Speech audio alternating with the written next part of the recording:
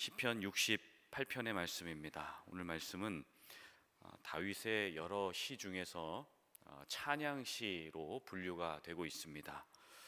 어제 68편 10절까지의 내용은 과거에 이스라엘 백성들이 광야 생활 중에서 인도해 주셨던 하나님께 대한 찬양이었다면, 오늘 이제 11절부터 18절까지의 말씀은 광야를 다 통과한 다음에 이제 가나안 땅에 들어갔을 때에 하나님이 역사하셨던 그 하나님의 승리와 또 하나님의 역사를 찬양하는 그러한 내용들로 구성이 되어 있습니다.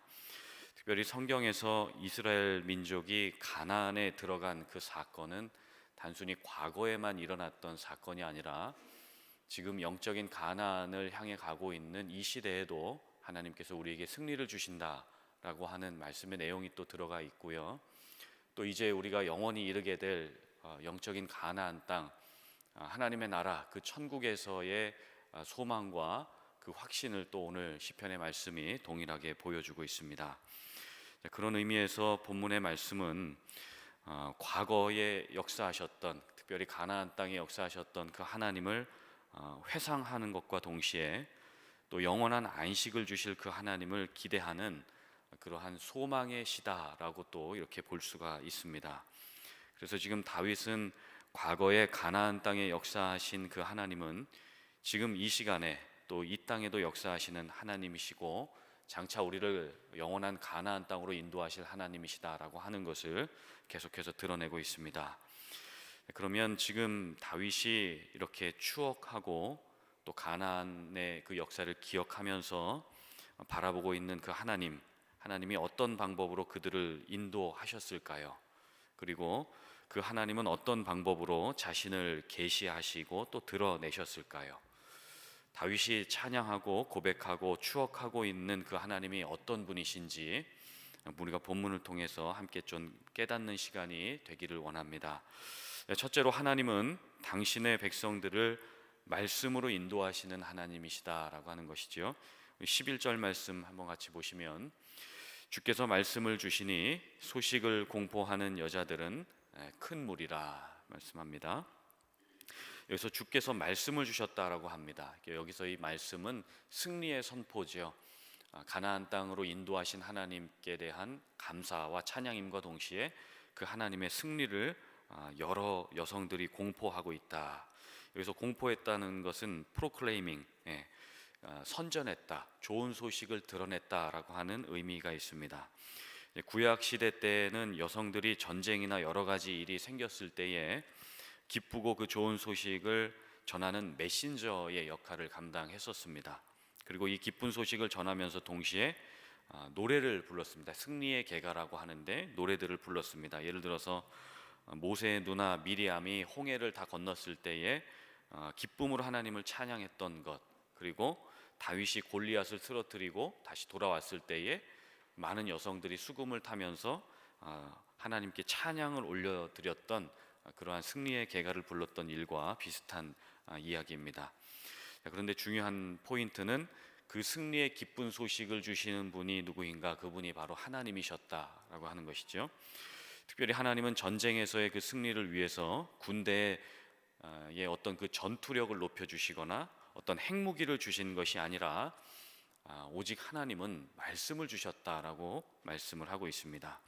이스라엘의 국민적인 그 영웅이었던 모세가 소천한 이후에 후계자로 여호수아가 지목이 됐죠. 그때 대스승이었고 대선배님이었던 모세의 뒤를 이어서 이 가나안의 수많은 정복 전쟁을 치러야 되는 여호수아에게 하나님이 주신 것은 어떤 그 대량 살상 무기라든지 핵무기, 전쟁에 필요한 탱크, 이런 것을 주시는 게 아니라 하나님은 오직 한 가지, 하나님의 말씀만을 주셨습니다. 그래서 여호수아 1장 6절과 8절 말씀에 이제 가나안 정복 전쟁을 치르러 앞으로 전진해야 되는 여호수아에게 하나님께서 병법의 기술을 주시는데 그것이 바로 말씀이었다라고 하는 것입니다. 제가 여호수아 1장 6절부터 8절 말씀, 어떻게 하나님께서 여호수아를 통한 이 민족을 이끌어 가셨는가 한번 읽어드리겠습니다. 강하고 담대하라. 너는 내가 그들의 조상에게 맹세하여 그들에게 주리라 한 땅을 이 백성에게 차지하게 하리라. 7절 오직 강하고 극히 담대하여 나의 종 모세가 내게 명령한 그 율법을 다 지켜 행하고 우로나 좌로나 치우치지 말라. 그리하면 어디로 가든지 형통하리니 이 율법책을 내 입에서 떠나지 말게 하며 주야로 그것을 묵상하여 그 안에 기록된 대로 다 지켜 행하라. 그리하면 내 길이 평탄하게 될 것이며 내가 형통하리라. 예, 너무 귀한 말씀이죠. 네. 형통의 기준이 어떤 무기에 많고 적음에 있는 것이 아니라 말씀에 있다라고 하는 것입니다. 전쟁에서의 승리를 얻는 비결도 전쟁의 병법과 어떤 기술을 알고 계신 하나님의 말씀만을 의지하는 것, 그분의 말씀만을 듣고 행할 때 승리가 주어진다라고 말씀을 합니다. 그래서 여호수아는 하나님이 말씀하신 대로 좌로나 우로나 치우치지 않고 또 말씀만을 의지하면서 그대로 행했습니다. 그때 약속의 말씀대로 한 민족을 이끌고 가나안 땅에 들어가는 놀라운 말씀의 승리를 경험하게 되었습니다. 오늘 본문을 기록한 다윗도 마찬가지였죠. 다윗은 민족의 지도자이고 또 한 나라의 수장입니다. 그리고 이스라엘 땅의 대통령으로서의 직무를 수행해야 하는 여러 가지 난관도 있었고 또 지혜가 필요했습니다. 수많은 전쟁을 승리로 이끌어야 되는 부담감이 있었습니다. 군사적인 부분뿐만 아니라 여러 사람들과의 관계적인 측면에 있어서도 정치적인 어떤 지략과 지혜가 필요했습니다. 또 함께 일하는 부하들과 장군들을 잘 움직여야 되었겠지요. 국민들의 지지도 얻어야 됐고 사람들의 마음도 얻어야 됐습니다. 다윗은 지도자로서 보통 무거운 짐을 지고 있는 것이 아닙니다. 지금 정치적으로 또 경제, 사회, 문화, 인문학, 수학, 과학, 철학, 국방에 이르기까지 수많은 지식을 가지고 있어야 됐고 수많은 사람들을 상대하기 위해서 또 많은 지혜도 있어야 됐습니다. 그러나 다윗은 이 모든 세상의 지식과 지혜는 그 근원이 되시는 여호와 하나님께로부터 주어진다는 것을 믿고 특별히 그분의 말씀을 의지하면서 말씀의 인도함을 따라가는 인생을 살았습니다. 그래서 시편의 수많은 구절들을 보게 되면 다윗이 얼마나 말씀을 사모하고 또 그 말씀을 사랑했던 사람이었는가를 잘 보여주고 있습니다. 대표적으로 보통 말씀장이라고 하면 여러 성경의 구절 중에 시편 119편을 들 수가 있는데요. 성경 전체에서 가장 긴 구절 176구절이라 되는 가장 긴 그 구절들이 전부가 다 하나님의 그 말씀의 위대하심을 드러내고 또 말씀의 인도함을 받았던 그것을 찬양하는 내용으로 기록이 되어 있습니다. 그 중에서 특별히 제가 가장 좋아하는 성경 구절이 119편 133절입니다. 저는 이것을 119, 133 이렇게 늘 부르곤 했었는데 그 말씀이 뭐냐면 나의 발걸음을 주의 말씀에 굳게 세우시고 어떤 죄악도 나를 주관하지 못하게 하소서. 이 말씀입니다. 특별히 제가 이 말씀을 군대에 있을 때 굉장히 강하게 붙들었던 말씀인데요. 잘 아시지만 군대에서 여러 가지 유혹들이 있을 수 있잖아요. 젊은 남자들에게 어떤 여자의 문제도 있을 수 있고 또 뭐 술 담배는 기본이지요. 고참들의 폭력이 있을 수 있고 여러 가지 유혹과 또 난관에 봉착할 때가 있습니다. 그때마다 제가 이 말씀을 붙들었습니다. 하나님, 나의 발걸음을 주의 말씀에 굳게 세워주시고 어떠한 죄악도 나를 주장하지 못하도록 주님 인도해 주십시오. 제가 이렇게 이 말씀을 붙들었습니다.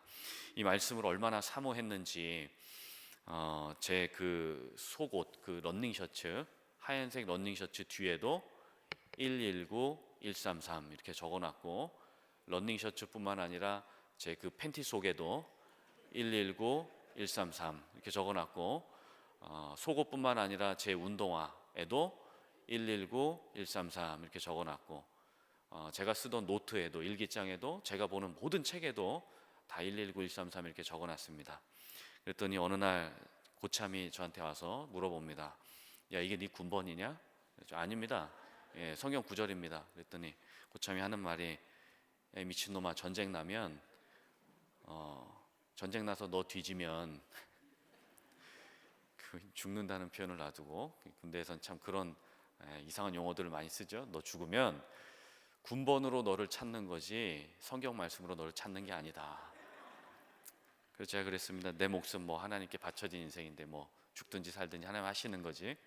또 군대에서 제가 수색대대에 있으면서 거기서 또 군대 교회를 섬겼기 때문에 이제 어떤 의미로 물어보는지 제가 알았죠. 그래서 고참 앞에서 이렇게 웃으면서 대답을 했더니 좀 따라오라고 하더니 정신 못 차린다고 다시 이제 그 주기표를 다시 하라고 군번을 다시 기록하라고 이렇게 잘 일러주고 또 이렇게 또 몇 대 맞고 이제 끝나는 일이 있었는데 얼마나 이 말씀을 사모한 것이지만 사실은 사모할 수밖에 없는 상황이었죠. 상황적으로 마찬가지로 지금 이 세대에도 이렇게 하나님의 말씀을 붙들지 않으면 생활할 수 없는 이 힘든 이민 생활, 이 사회 생활을 우리가 살아가고 있죠. 또 우리 자녀들이 살아가고 있지 않습니까? 그래서 저도 이 잘 때마다 이 말씀을 가슴속에 꼭 끌어안고 잤고 또 잠에서 깼을 때에도 이 말씀을 먼저 떠올릴 수밖에 없었습니다. 앞서 말씀드렸던 것처럼 그 이유는 이 힘든 세상 말씀만큼 확실하고 또 말씀만큼 진실한 것이 없었기 때문에, 그리고 이 말씀은 변하지 않는, 그리고 이 말씀은 저를 지켜주는 등불과 같은 역할을 했기 때문에 말씀으로 의지할 수밖에 없었습니다.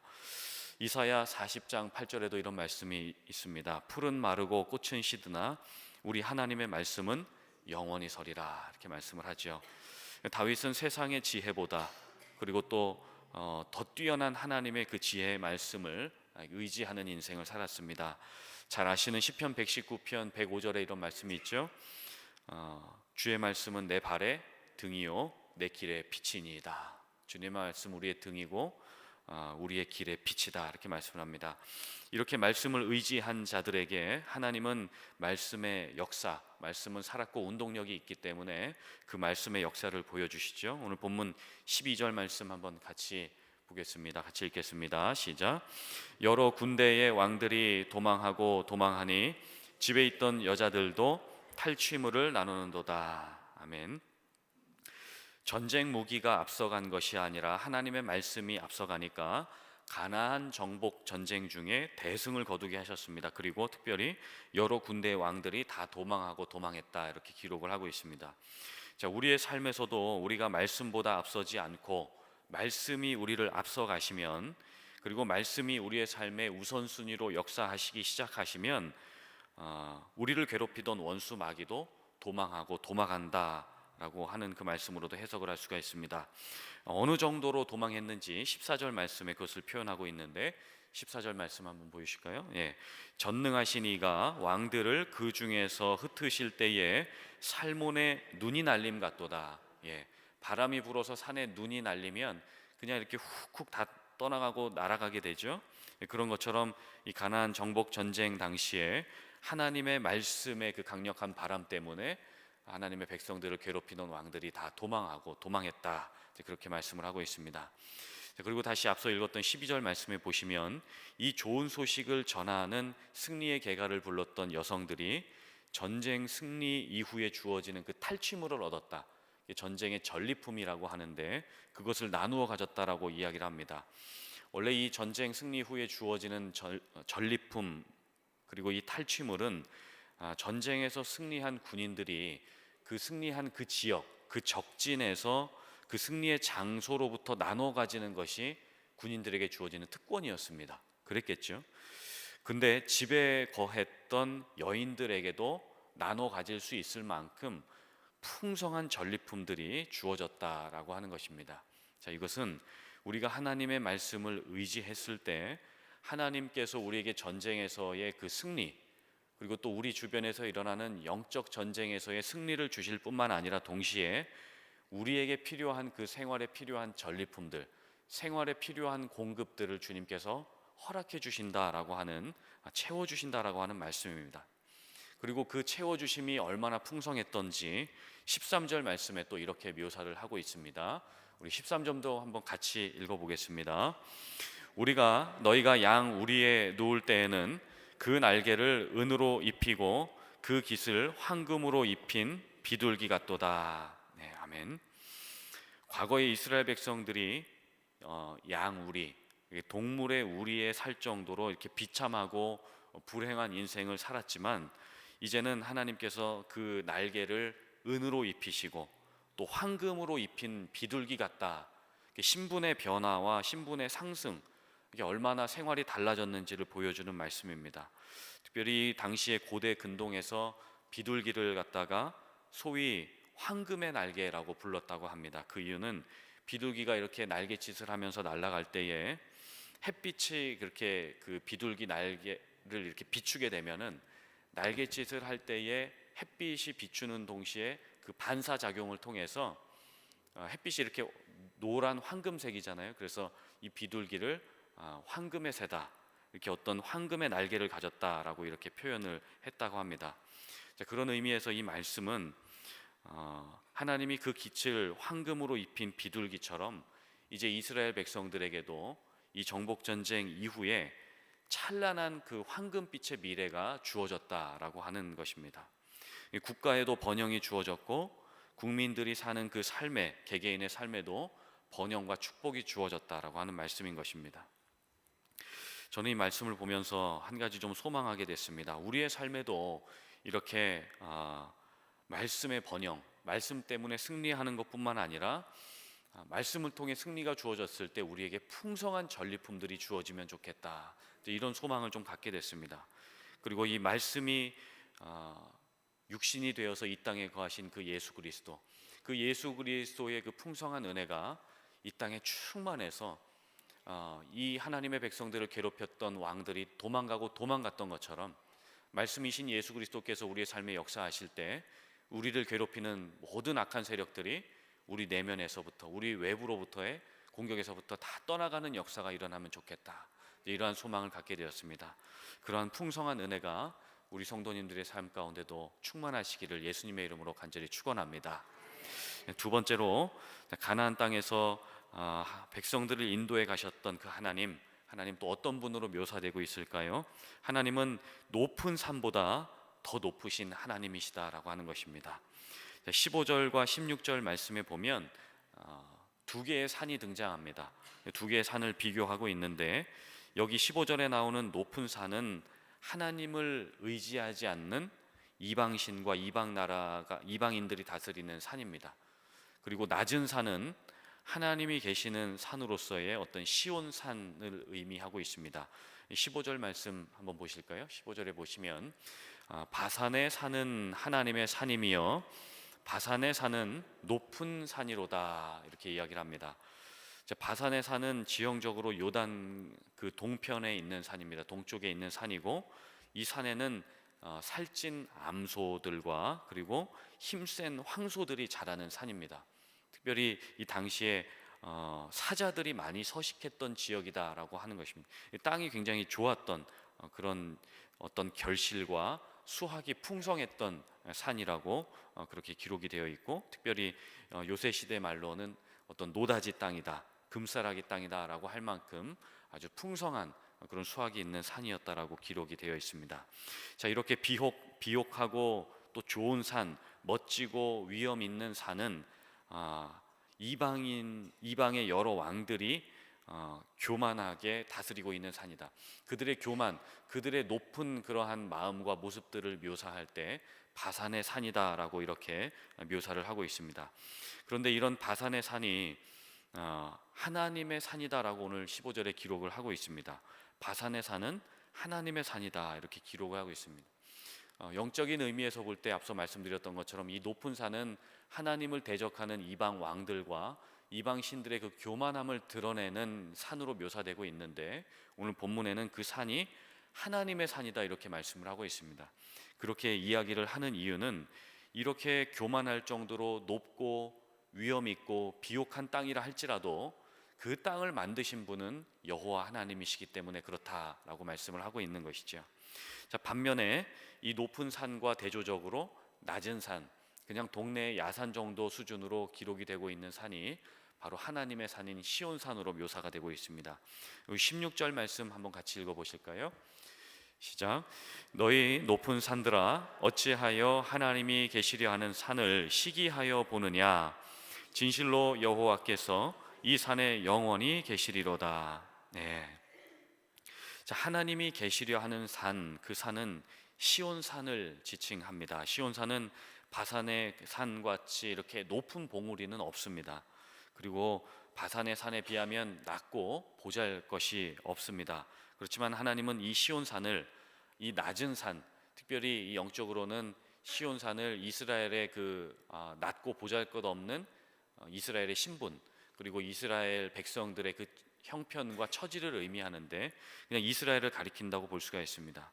그런데 높은 그 바산의 산에 비유되는 이방인들과 또 이방 왕들이 하나님이 계신, 이 하나님이 함께 하시는 이 이스라엘 백성들, 이 시온산을 시기해서 보고 있다.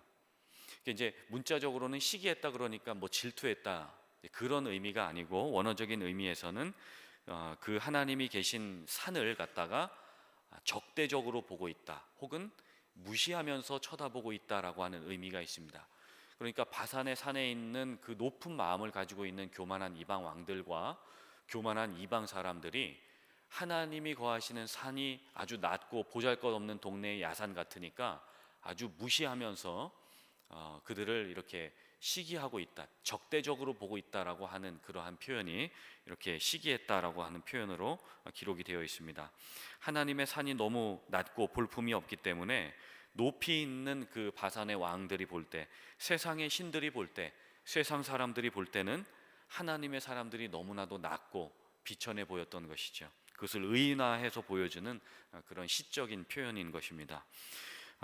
바산의 왕들이 시온산을 이렇게 무시했던 것처럼, 이렇게 하대했던 것처럼 세상은 지금도 그리스도인들을 무시하고 노려보고 있지요. 실제로 우리의 삶에도 세상은 아주 높은 산과 같습니다.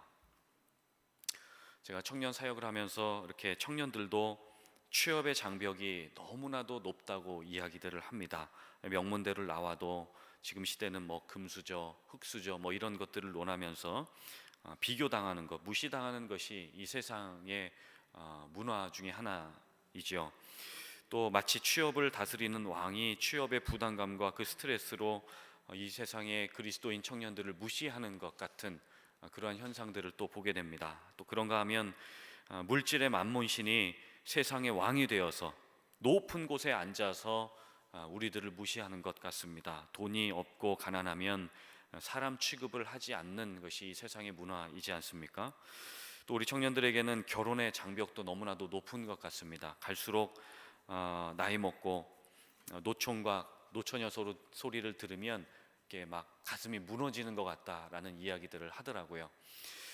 또 요새는 위장왕이라고 라는 말이 있을 정도로 온갖 매체를 보게 되면 이제 먹방이라고 하는데, 먹는 방송들, 소위 이제 그 요리 프로그램인데 얼마나 더 빠른 시간 안에 맛있는 음식을 만들어내느냐, 얼마나 빠른 시간 안에 이 음식을 먹어치우느냐, 이러한 그 요리 프로그램들이, 이것을 이제 먹는 방송이라 그래서 먹방이라 그러는데, 이것들이 너무나도 유행을 하고 있는 이 시대에 우리가 살고 있습니다.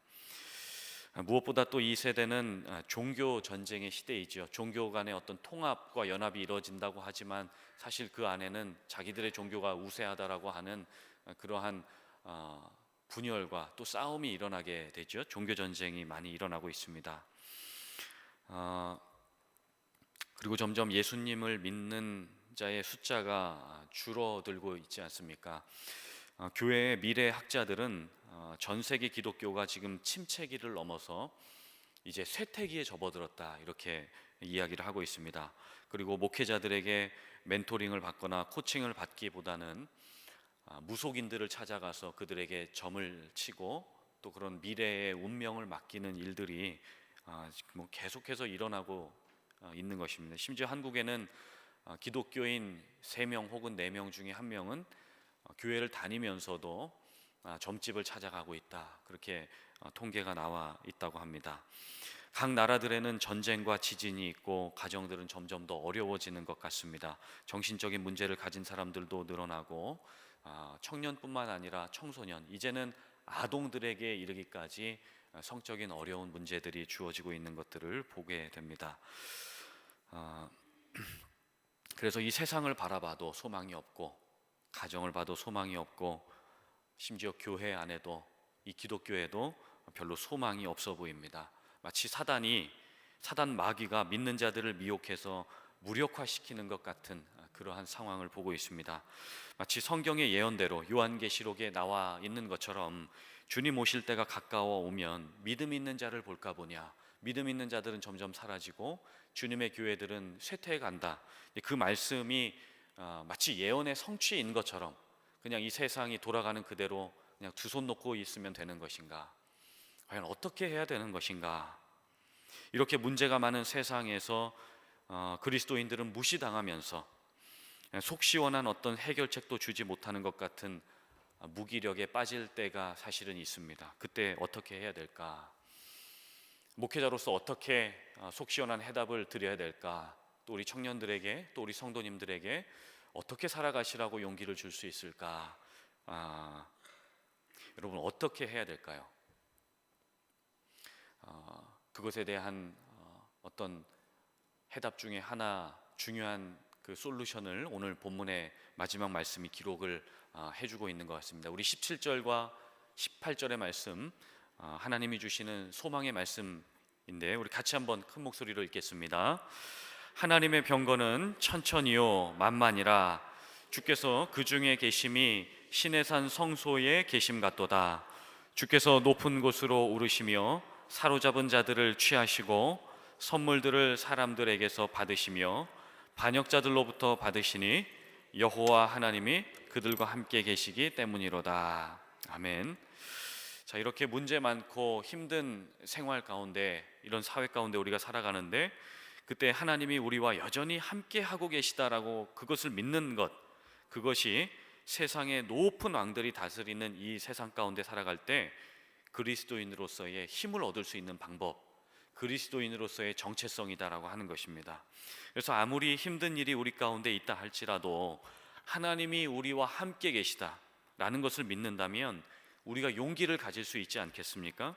자, 왜냐하면 모든 만물의 그 왕이 되시는 그 왕이 다스리시는 하나님의 군대는 이 세상의 군대와 싸워도 능히 이길 수 있을 만한 힘과 능력을 보유하고 있기 때문입니다.